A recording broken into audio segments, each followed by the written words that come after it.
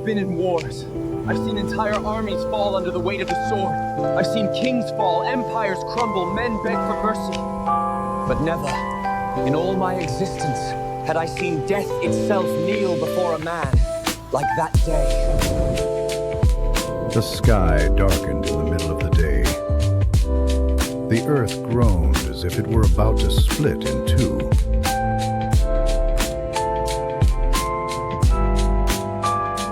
And the world, in that instant, crossed a point of no return.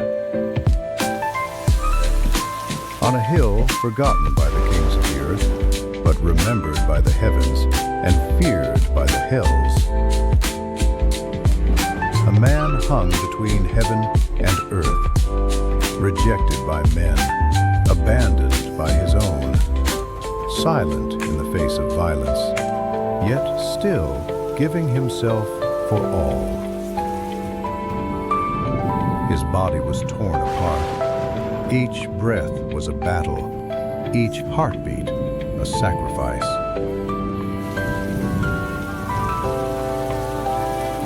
And yet, his eyes still carried something that no steel could wound, a light that pierced the very darkness.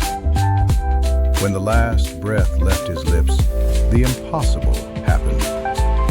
The veil was torn, the graves opened, and the age-old silence of the temple was shattered by the roar of eternity.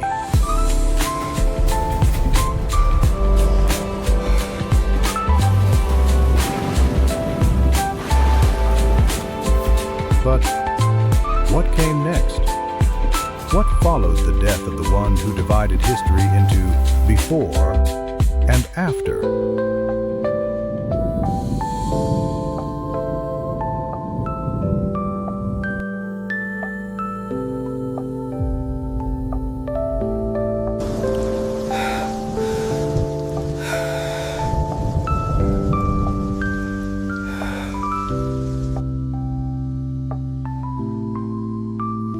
At midday, the sky didn't just darken, it was clothed in mourning. It wasn't an ordinary shadow. It was a heavy cloak of darkness that covered Jerusalem like a silent judgment. The air became thick, difficult to breathe, as if the world itself held its breath before what was happening. Thunder echoed, even without lightning. Atop Golgotha, a cross simultaneously marked the end and the beginning. Jesus bled slowly. His body hung exhausted. His lips barely had any strength, but his presence dominated everything. Around him, the Roman soldiers murmured amongst themselves. None of them laughed, none mocked. Fear had seeped into every face hardened by war. The centurion, a man trained to ignore pain, felt a shiver run down his spine. He had seen many die, but never anyone die like this, with authority, with surrender, with purpose.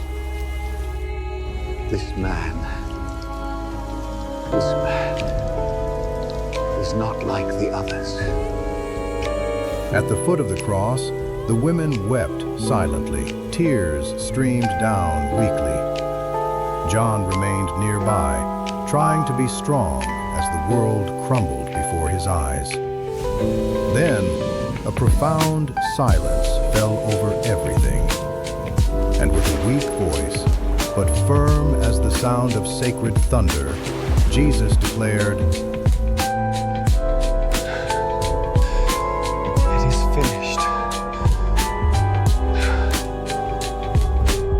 his body yielded, his head fell, and the earth responded. At that very moment, in the Temple of Jerusalem, the priests were preparing the evening incense. Everything followed the ritual, the same rite as always, until the ground trembled beneath their feet. An impossible windstorm invaded the sacred precinct. The curtains fluttered. The flames of the torches bent. And then, the roar. The veil that separated the Holy of Holies, the place where only the high priest could enter once a year, was torn from top to bottom. Not by the hands of men, not by blades, but by the power of heaven. The priests screamed. Some fell face down to the ground. Others fled in despair. The symbol of separation between God and men had been destroyed. Something sacred, something untouched for generations, now torn from heaven to earth. They had marked the mountains. The veil has been torn. Outside, the winds shook the palm trees. Stones rolled from the hills. The walls creaked, and the impossible continued to happen. Some graves cracked. Ancient tombs opened. The seal of death was broken. Chaos spread among the city's inhabitants, but it wasn't the chaos of war. It was the chaos of glory about to manifest itself. At Golgotha, after feeling the tremor, seeing the dark sky and witnessing Jesus' death, the centurion fell to his knees. His eyes, once full of skepticism, now shone with fear. Truly, this man was the Son of God. The words echoed. With this, the way opened like a wide door before the peoples of the world. And Paul continued his journey, inflamed by purpose. In Philippi, a dark prison became the stage for a miracle. An earthquake opened doors, broke chains, but didn't free criminals. It freed the heart of a jailer and his entire family. In Thessalonica, he was accused of turning the world upside down, and the accusation was true. In Athens, he confronted intellectuals, philosophers, and thinkers who shaped the culture of the entire ancient world. Amidst stone altars and statues of idols, he proclaimed an unknown God, living, personal, resurrected. In Corinth, he raised purity amidst moral decay. In Ephesus, his preaching shook the idol trade, provoking riots that nearly set the entire city ablaze. But none of this diverted him.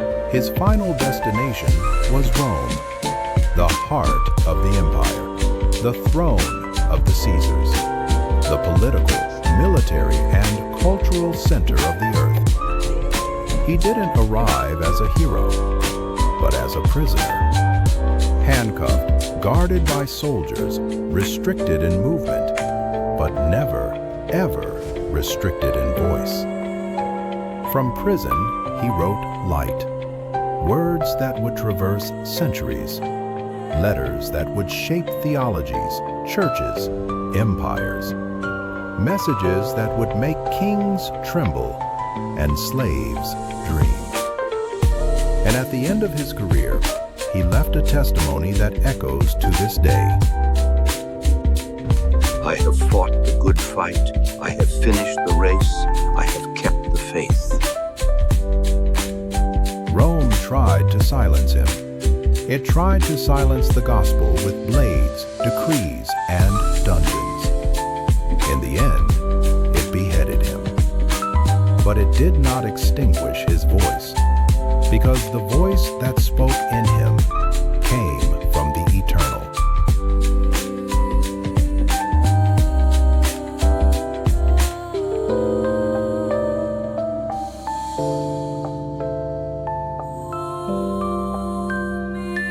Beside him, Peter also sealed his faith with blood. He asked to be crucified upside down, refusing the honor of dying like his master.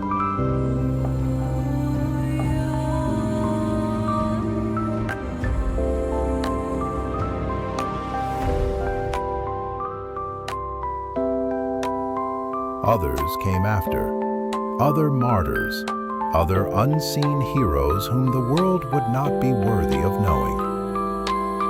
But faith did not retreat. It advanced like a river in flood season. It spread through the fields, the alleys, the palaces.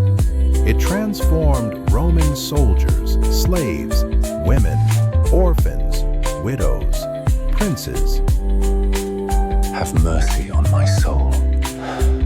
Why have you forsaken us? Guide us through the darkness. The catacombs became altars.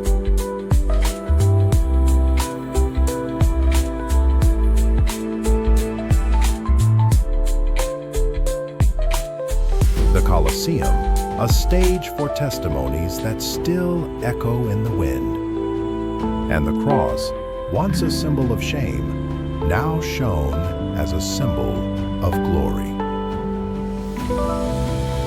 The revolution of the kingdom did not happen with swords, but with love.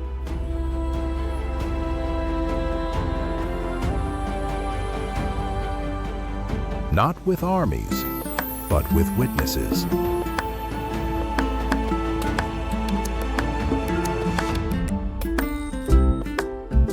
Not with earthly kings, but with the King of Kings.